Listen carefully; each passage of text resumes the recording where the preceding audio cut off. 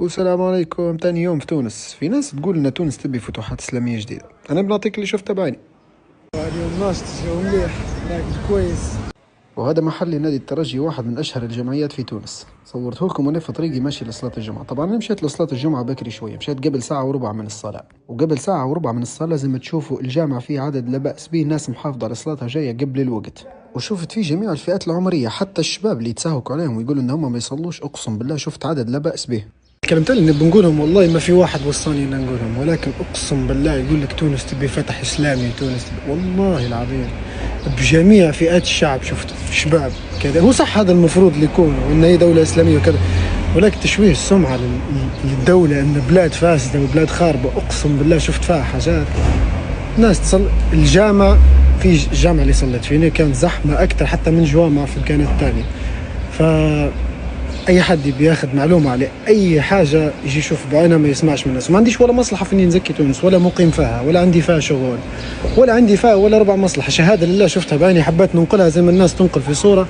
انا بننقل اللي انا شفتها للامانه. اقسم بالله صوره تشرف لتونس. نسال الله انه يبارك لكم يا رب. فالكلمتين اللي انا قلتهم جديات، ان كل بلاد عندها شيء سلبي وعندها جانب مش كويس، ولكن بجديات الناس قاعده محافظه على صلاتها، والناس مش بالصوره اللي وصلوا فيها لتونس ان هي الاسلام فيها منقرض نهائي. فاسال الله انه يدوم عليكم يا رب، واسال الله انه يهدي باقي شبابكم. ما نقدروش ننسوا مسجد الزيتون، وما نقدروش ننسوا اصلا تونس شندورة في الاسلام حتى في التاريخ. وهنا وصلت للمكان اللي لي السنتين ما جيتاش، واللي كنت عايش فيه قبل لما كنت عايش في تونس. في كل بلاصه على قولتهم عندي ذكرى، اقسم بالله، والناس اللي كانوا معي قبل يعرفوا. شوف المنظر، شوف ربي يبارك، شوف الحياه، شوف الجمال، شوف الهدوء، شوف البحر. يا رجل الحياه جميله، اقسم بالله واحد من احلى الامكانيات اللي انا عشت فيهم. استمتع.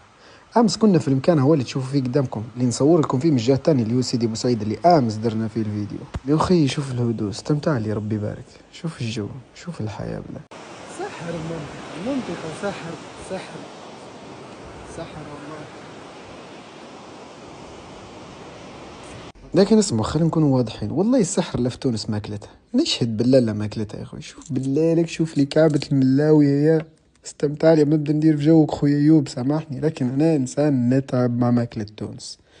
يا راجل الهريسة والدنيا، اشبح لي وطاسة الشاي يا والتمشاية في الجو الجميل. هو سامحني خويا ايوب، قاعد نلبس فيك، انا قاعد نعاود فيك من جديد، لان ما فيش طريقة معبرة الا اللي تستخدم فيها انت وتروح البيار مع الولاد.